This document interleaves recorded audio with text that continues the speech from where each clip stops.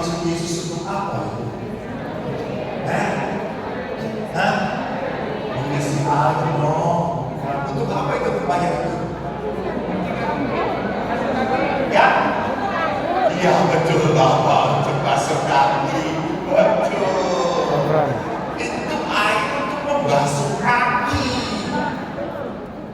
Itu air untuk membasuh kaki. Dan tempatnya besar. Itu kira-kira beberapa ratus liter anggur yang dibuat. Dan akhirnya pesta itu terjadi. Jadi ini adalah perumpamaan yang memperlihatkan bagaimana perkawinan supaya kembali ada sukacita. Kenapa?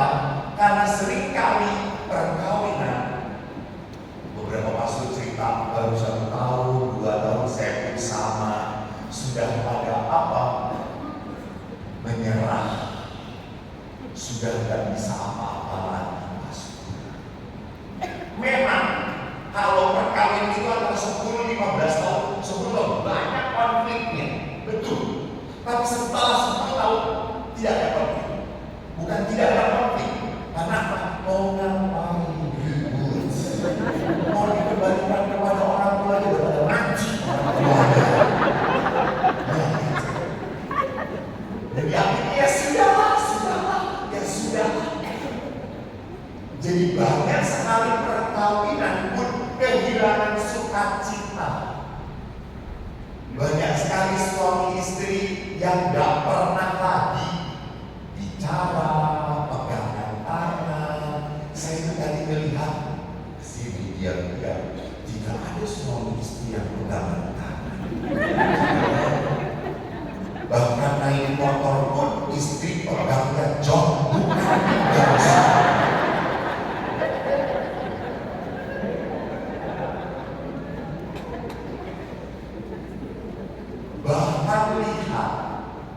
Tidak sedikit suami istri yang tidur sudah tidak sekamar lagi, tidak seranjang lagi, dengan alasan dia ngorok, dia gerak terus, saya juga bisa tidur, dia selalu tidurin saya, selalu banyak alasan. Akhirnya perkawinan hambar. Bosen. Kalau terjadi kebosanan, kenapa bisa terjadi? Kita lihat penyebab-penyebabnya.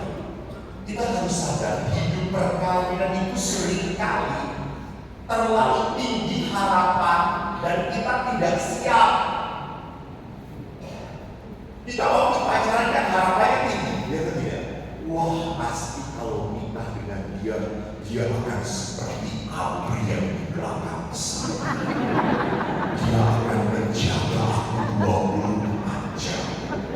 Dia akan melindungi aku. Setelah nikah, prank. Semua tidak seperti yang dibayangkan. Tidak.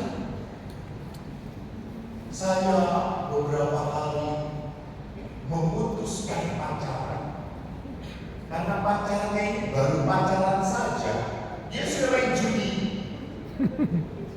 dan dia masih tetap saya mau nikahin. Bodoh, nanti kalau sudah menikah pasti hilang kebiasaan buruknya. Tidak. Jangan berpikir nanti akan berubah. Tidak, seperti yang saya katakan. Jadi kita harapannya begini, lihat berpacaran, kan waktu pacaran dia baik banget.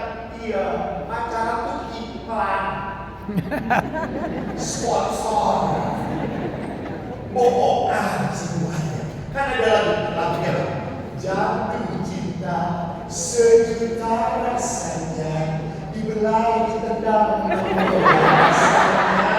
You know? Coba bapak waktu pacaran, pernah diinjak pacar bapak? Pernah kan? Dan terinjak oleh pacar bapak waktu pacaran. Kan nggak apa-apa kalau terinjak waktu pacaran. Nah, setelah menikah, keinjak. Makanya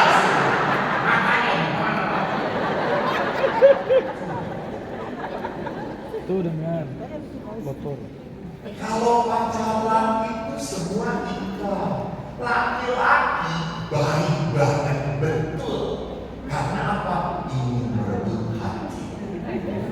Kan saya kalau nggak ada kan melihat orang yang pacaran di Bandung, saya senang sekali. Karena kalau sudah pacaran, laki-laki itu pinter, bisa membuat pantun seperti kemarin itu. Aku bingung sih kalau ada yang membuat pantun.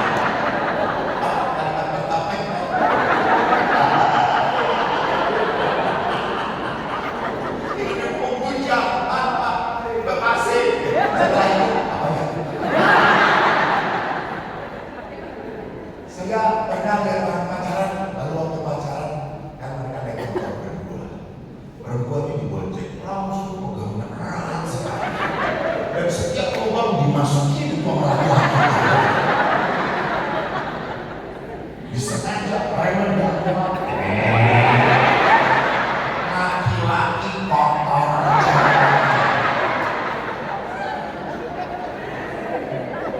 Kecuali Bapak Abri tidak kotor, bersihnya bohong. Lalu apa? Waktu di atas saya juga datang, saya sendirian naik motor. Mereka pegang tangan, saya pegang knalpot. Sama-sama amat kata saya. Dan kalau laki ngomong kepada perempuan itu teteh bahasa Sunda. Kalau laki-laki duduk teteh apa-apa indah ya. Kita nggak bisa teteh. Jengkelin sekali. Apa teteh lihat banyak bulan di langit. Kita direstui oleh Tuhan Allah. Betul teteh. Teteh lihat nggak bulannya kurang satu, bintangnya kurang satu teteh. Kok tahu kan yang satu ada di sini. Dan perempuannya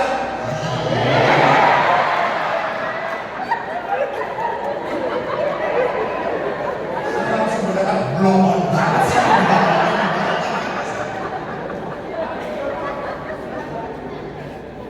Tapi itu pria, selama dia mau mengambil, dia akan lakukan apapun. Dikasihlah coklat, lihat coklat itu manis. Walaupun itu manis, terkadang kita manis. Tapi setelah kawin, kamu tinggal hitamnya.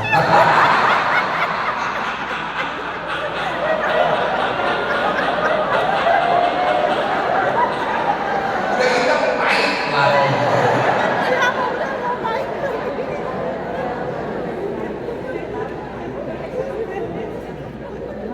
Jadi lihat, itu yang disebut sebagai falling in love.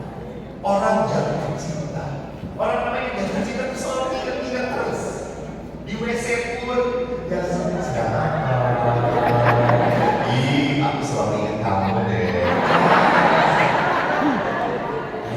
Romo Maria pernah pacaran belum? Pernah belum? Jadi Romo ini pernah ditaksir. Maksudnya ditaksir harganya berapa ini?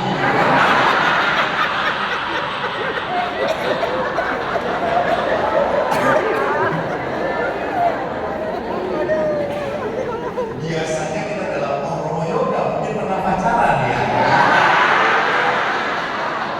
Kelihatan Romo Yoga ini, melihat Romo Yoga banyak ibu-ibu yang patah hati. Karena saya tuh jengkel, kami tuh tinggal dengan para frater. Beberapa frater ganteng-ganteng. Tante-tante juga datang, kok ganteng-ganteng gini frater sih? Kurang ajar banget. Emang yang jadi pastor harus yang jelek-jelek. Jadi ya, pada saat orang jatuh cinta, orang menjadi apa? Tergila-gila. Maka seringkali disebut orang sedang jatuh cinta pun tai kuda rasa Coklat. semua merasakan ya. Lihat, saking miskinnya tai kudanya dirasain.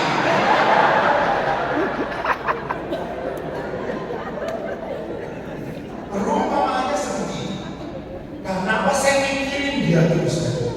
Setelah falling in love, ada masuk dalam perkawinan yang namanya falling out of love. Itu adalah apa? Bosan.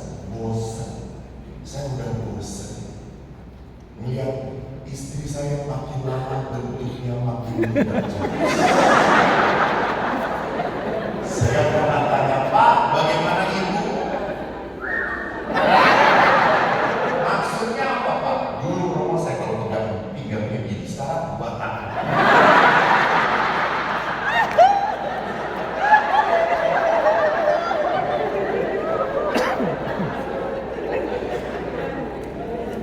Jadi kalau orang namanya falling out of love, bosan, akhirnya apa? Akhirnya hidup perkawinan banyak dilihat sebagai musibah, bukan anugerah. Itu yang kemarin saya katakan. Akhirnya kalau orang sudah bosan dalam perkawinan, banyak sekali melihat kekurangan pasangannya. Banyak sekali melihat kekurangan pasangannya.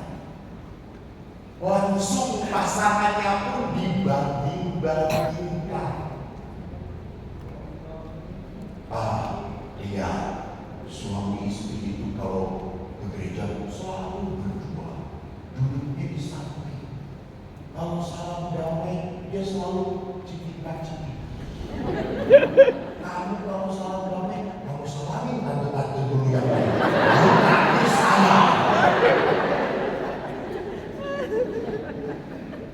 Jadi perhatikan, kalau perkawinan tidak pernah bisa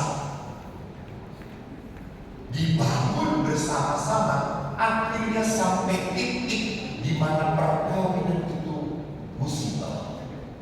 Kenapa perkawinan menjadi gersang? Karena banyak harapan dan keinginan yang tidak terpenuhi. Dulu kan saya mimpinya menikahnya tidak seperti ini, tapi jadinya seperti ini. Coba saya tanya, siapa pernikahan yang sekarang terjadi seperti yang dimimpikan?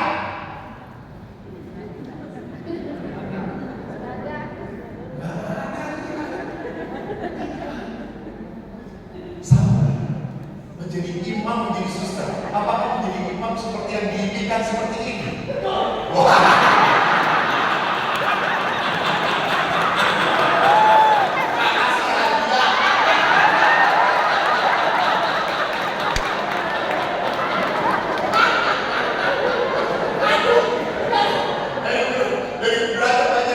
Baru sekarang dia mengatakan betul. Tepuk tangan untuk Romo Mahal.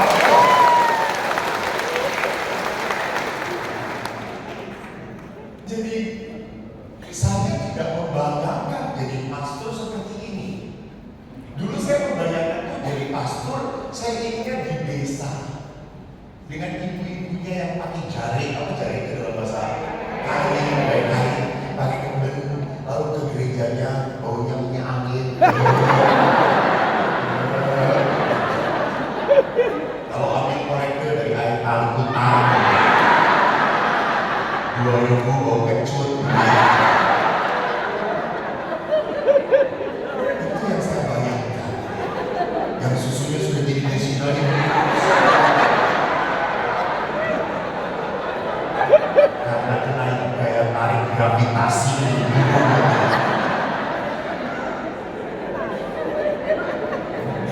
Berapa Mario ini pernah di Papua. Jadi ada tarik susu.